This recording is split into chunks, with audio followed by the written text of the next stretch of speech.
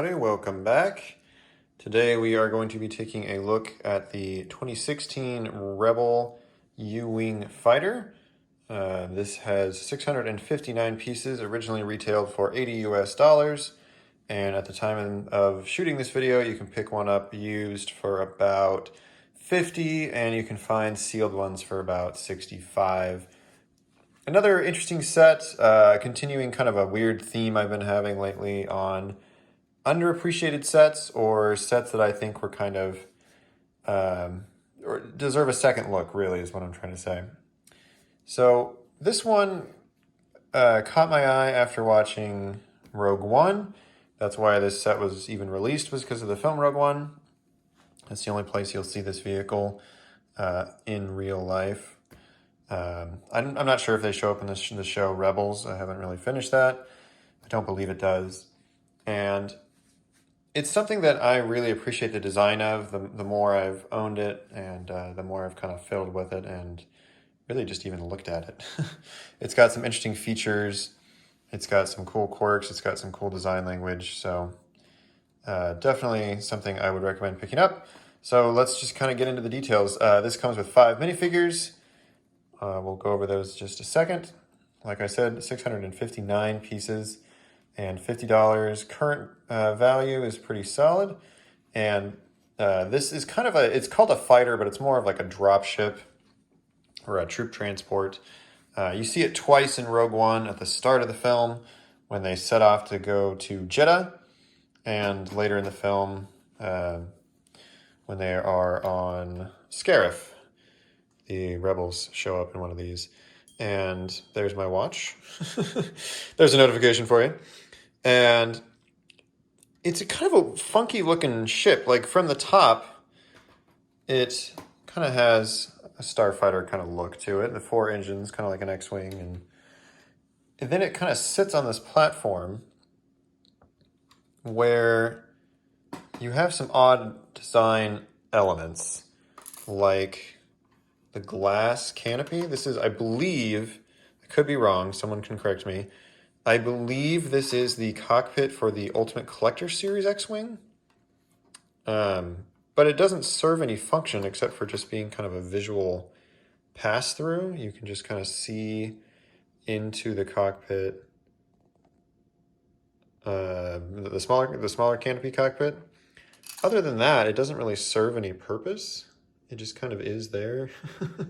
But I do kind of like it. It definitely sets it apart. Like I said, you got the 4 engines. Some pretty nice detailing here on the back as well. Some, ooh, that's too much. Some venting, some engine parts, some greebling that kind of give it a more technical look. Pretty nice engines. Not a whole lot of detail. We do have some sticker detailing all throughout this set. Here on the sides, here on the engines, here on this flat panel, on this side. This is painted. Not a ton of stickers, but the main visual piece of this ship is that the wings do pop out. So they're hooked on the underside by ball joints, very small ball joints right there. And those are received right there. So when the wings are open or closed, they clip in right there. So they're held in nice and tight. They've never remotely tried to come loose, which is very nice. And then the mechanism to hold them open, you will see right, let's do a little bit tighter here. You will see there's another ball joint right here, and it's going to be received right there. So when we fold the wings back, they kind of clip in just like that. And again, nice and sturdy. Not something I would hold on to it by, but enough to really keep it in place. And that is kind of our flight mode. I don't know if it's my favorite design of the vehicle. It's just odd. It doesn't really look like any other Star Wars vehicle, But I think that's kind of part of the charm of it. I think that's what I've kind of grown to enjoy. It is quite, as some would say, swooshable. You could fly it around. It's a big wingspan. I have this lens kicked all the way out. That's normal right there. And I just lost all focus. What has happened here? Okay, anyways. It's a very wide wingspan. As you can see, it's still, I gotta really hold the camera back to get everything in shot. So it's unique, let's put it that way. I don't know, even enjoying this set overall, if I still like it, but it is definitely different. I overall prefer the kind of collapsed look. It even kind of reminds me of a speedboat a little bit, kind of that classic speedboat look right through here. So that's kind of the aesthetics overall. There is some features we're going to get into. We do have a cockpit for our pilot. Very nice, detailed Rebel pilot. He does not have a name. And he just kind of sits in there, held in place by friction. Ooh, pushing his helmet off. He's held in place by friction there between the legs. Very nice looking pilot with the blue jumpsuit. He's so happy too. And then we have some detailing here. Like I said, you do have this weird dead space. You can see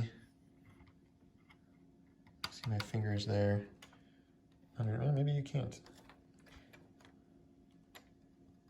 Let's try that. See my finger right there? Because we have that glass or the canopy piece that I was telling you about earlier. Let's try it this way. There we go. So you have that visual pass through. Again, I don't know what it's for. It just kind of exists. It is definitely a dead zone if you accidentally drop a piece or an accessory down there, so be careful with that. But a nice kind of floating cockpit design. This is kind of the biggest difference between this set and the movie vehicle. The movie vehicle has a double cockpit that kind of sits a little farther forward in the vehicle, as opposed to being a single top entry cockpit, but I get that it's, a small design set. Before we go any further, these raised pieces here are the flick-fire missile shooters. So you press on these pieces, and then the tiles fold or go flush, which is really neat. So when you load the shooter in, or the missile in, they pop up. I think that's really cool. I love when Lego integrates these into the front. So you have these kind of bigger cannons right here, and then the missile shooters. This is not a gun, by the way. This is just a little engine piece. Before we go into the inside, let's go into our figures here. We have a Rebel fighter. It's kind of what I looked it up beforehand. It's just Rebel who fights. He's a Rebel fighter. Nice detailing there. We have Jin. And this is kind of an interesting one. If you watch early trailers for Rogue One, she has this rocket launcher, but in the film she doesn't, and it's because the film went through a lot of reshoots. So she was not actually fighting in the finale of the film. But still nice. I like that she has this kind of poncho piece on with the bag and the kind of angry face and the missile launcher. It's a really cool missile launcher too. I love the detail on it. This is another Rebel fighter. This is, oh my goodness, I forgot his name. Cassian Andor. Haha. Cassian Andor and our pilots we talked about. Some nice figures, honestly. And it's very generous of them to give us five figures for this one set, especially kind of a middle price range set. So the remaining big feature of this is you have a troop bay. And these doors are extremely reminiscent of the Republic gunship, if you ever had one of those sets. They are on this. This is tricky to do with one hand. Let's try this first. There we go. So it pulls, while I was having a problem there, the door pulls out and away. So you can see it kind of comes outwards. So it's not like a minivan door where it slides. It pulls away from the set and then back and in like that. So we try that on the other side. Same thing, pulling out and away. And we have these little flip out stud launcher shooters. There's a shot in the movie where, I believe it's actually this guy right here, is kind of hanging out the window shooting at Imperials. So you can kind of recreate that scene. You can see there's a little pass-through if you saw the pictures at the start. You can get 3 figures in here. It is really, really tough to get any more than 3 in here. Even 3 is tricky. It's really hard, at least for me, to kind of hold a figure straight up and then stand him, especially in that back center. You can get 2 figures, 1 on each gun, pretty easily, and fold the guns up in front of them. But anything else than 3 is really tough. This is one of those sets, or vehicles I should say, where I really wish they would actually do a UCS version of, because I think it has so much potential as something that should be kind of explored on a larger scale. That's just my opinion. So that's kind of it, really. There's not a lot else to say about this set. It's just unique. I love the strangeness of the wings. I like the color scheme. We don't get a lot of vehicles in this color scheme. I like that it's kind of got some transport features. I like that it's kind of fighter size, but it's still a transport. It's just different. Again, that's kind of the theme lately, unintentionally on this channel. It's just a very different set. I really recommend it. Like I said, you can get this for like 50 bucks, $55. Check Bricklink, check eBay. Definitely recommend it. And that's all I really have to say on this. Thank you guys for watching. Give me a follow on Twitter if you want to stay up to date with all the channel news and everything that I'm working on. Just got my armor repainted recently. I'll post some more pictures of that on my Twitter.